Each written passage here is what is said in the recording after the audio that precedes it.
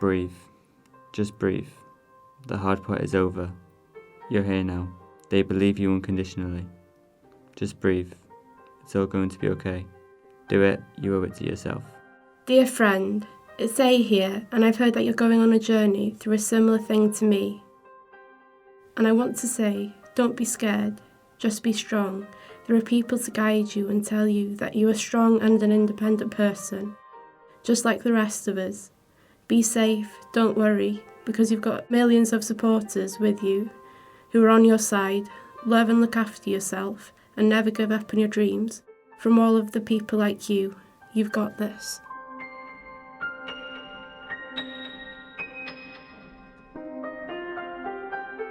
By being here today, you are coping.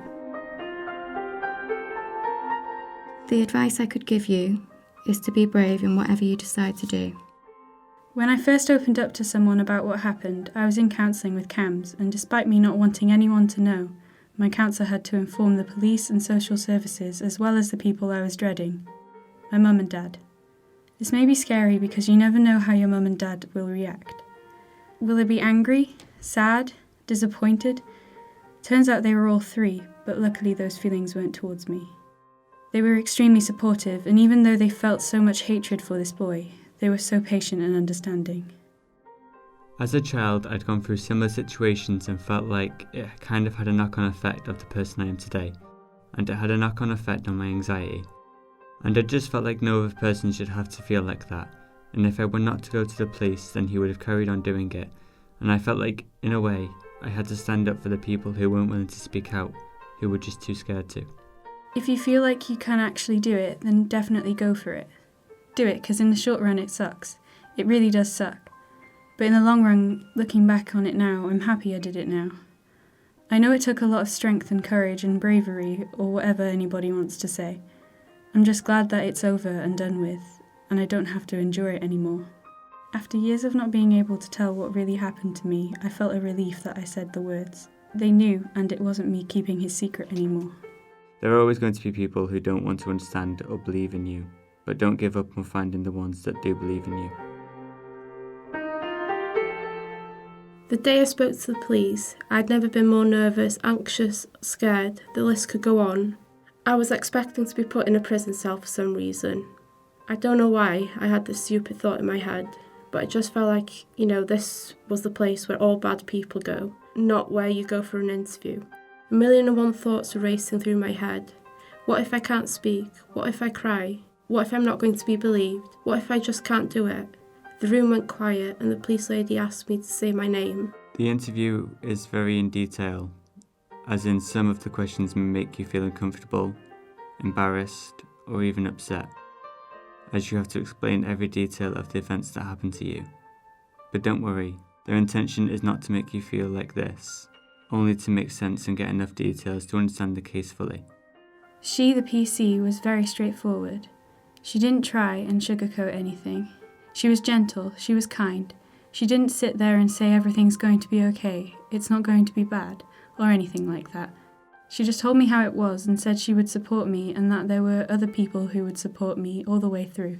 I remember sitting in the chair being asked a bunch of questions, trying to hold my stuff together and not cry, because that would have made me worse. Going into detail about everything that happened made me incredibly uncomfortable. Like I'm over it now, but back then I was probably one of the most nerve-wracking things I have ever done, but I would still recommend anyone to do it, because it helps in the long run. After explaining what happened, it got easier and easier each time. I wasn't holding it in any longer. I was ready to let it out and let go. I made my first ever video about the assault a few months after telling my teacher. I was nervous. I felt sick. I felt like no one would ever accept me. Him walking around without a care in the world whilst I had been suffering totally didn't sit right with me, and I can safely say that reporting it was one of the best decisions I've ever made, and I totally get that it might not be right for everybody, and that's okay. Reporting doesn't validate what happened to you. You never have to do anything you don't feel ready for. If you feel you want to, that's okay too. It seems impossible, but you can. It's not easy, but you can. The SARC isn't a place anyone wants to go, but it is not as bad as what you think in your head. I was expecting an entire lab-like facility, and it was kind of like that, but a lot more welcoming. I've never been so uncomfortable in my life, but I knew in the long run it was better to be safe than sorry. The SARC is a safe place. Everyone is kind and understanding.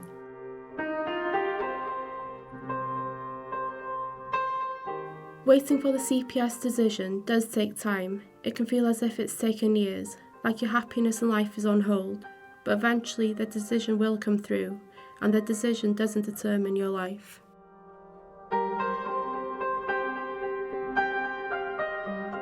My SIPSA is someone to talk to who understands. You can talk to anybody, but nobody actually understands. But because it's their job and they speak to so many people about it, they understand it more. It's just every day for them, sort of thing. So yeah, it's just better to speak to somebody who knows what they're talking about.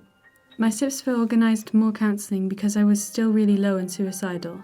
So she referred me to an agency who were specialised in sexual assault cases. This is where I felt things were getting better.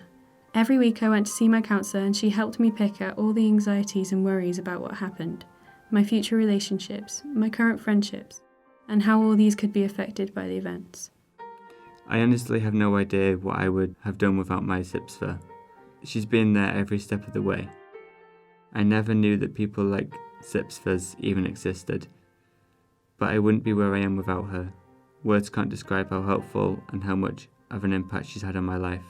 Working with my SIPSA helped me realise that it's not my fault. Everything that happened, that there's nothing to be ashamed of because what happened and you move on.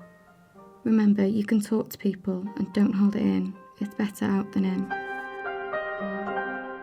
Take it at your pace and be brave, because it might not be okay now, but it will be. I'm glad I took the chance to view the court before my case because it allowed me to take in my surroundings and meet all of the staff beforehand.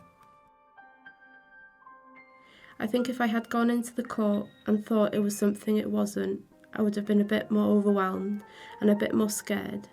I mean, I was scared, but it was a bit more, I know this. My worst fear was to come face to face with the man of my nightmares. The night before I couldn't sleep, sat up thinking of all the negatives. I think my advice to someone who is waiting to go to court after being a victim to a crime like I suffered would be to stay calm. Talk about your problems. Don't hold them in, or when you get to court, it'd be worse than it should be. Also, prepare yourself. It's hard, but I think you shouldn't try to put on a brave face like I did. If you're upset, be upset. If you're angry, be angry, to a certain extent. But it will be the best decision you have made in your life to even come this far, because believe me, I know it's hard, and I hope you get the outcome you deserve. Keep heading straight, because there's light at the end of the tunnel. Never stop. Always go forward, never turn back.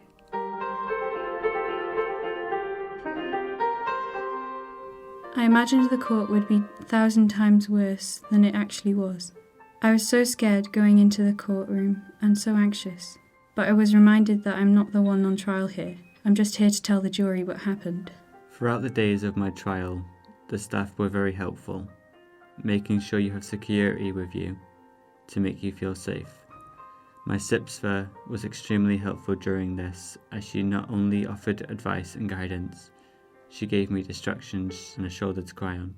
The judge was really nice. He made it easier because he wasn't a scary person. He was nice and he was friendly, so it was just easier.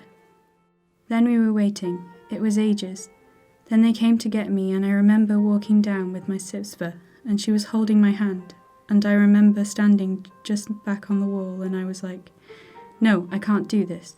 And the door was open, and I was like, I'm out of here. And she was like, no, you're not. And I was like, I can't do this. And she was like, no, everything's going to be fine. I said, I can't do this. I don't want to do this. And she said, it will be okay. Everything's going to be fine. And she was reassuring me, and everything was fine. She was right. It was to me personally awful, but amazing. I overcame something I feared for months, but also had to go through the hardest part of being put in the box and dealt with by the barrister. It's worth it in the end though. Court survival guides. How not to stress too much. Step 1. Think about all your loved ones and how proud they all are of you. Step 2. Make yourself comfortable. Trust me, it helps. Step 3. Think about 10 things that make you happy. Step 4. Make sure you tell the truth, nothing but the truth. It will come in your favour. Step 5. Last but not least, relax. I know it's hard, and I've been in your situation twice, but it helps.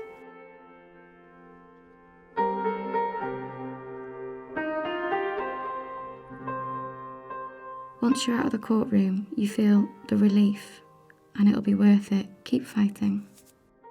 How I felt the day after court was awful.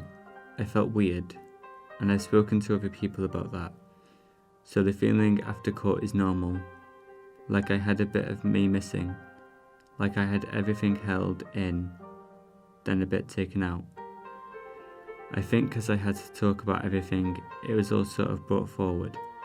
I just felt like it was my anxiety times a million. All of the symptoms you could have times a million for a few days.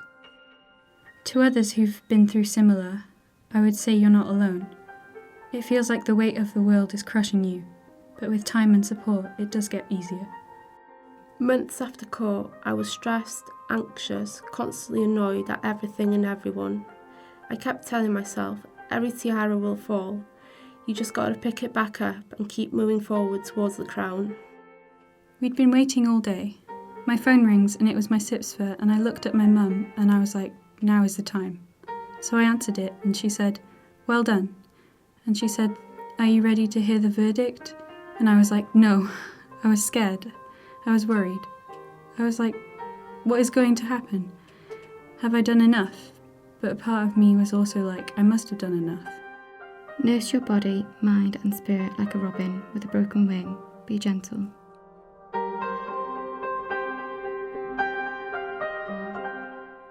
I'm not going to sugarcoat it. I was suicidal and self-harming for a long while. It also felt hard as it felt like everyone was treading on ice around me. I just wanted to stop being a problem. But then a few months ago, I realised I deserved to be here, and I deserve to be heard, just like you deserve to be heard. You have a right to live, have fun, be free to do well in things that bring you joy, despite what has happened to you. I've struggled, and at many points I couldn't see a way out. It's been a huge roller coaster. Boxing really helped a lot because it's bringing strengths out in different ways, because you can be strong physically and mentally. To help me, I cooked, read, drew, and for a while I did nothing. It didn't help. I felt trapped. So don't do that. You need to stay positive and not negative. It's easier said than done, but it's going to be okay. Talk to your SIPSFA about the feelings and thoughts you are having. They are there for you. Be proud of you. Talking to someone and re-engaging in the things that make you happy. The storm doesn't last forever. It feels like it, but it won't. So the real advice I have to tell you is to just talk to someone. Let them know the situation and make it clear to whoever did this to you that it's not okay, and you are worth more than what they did to you. Your wings are not broken, just resting. Look after them and they will fly you out. You survived.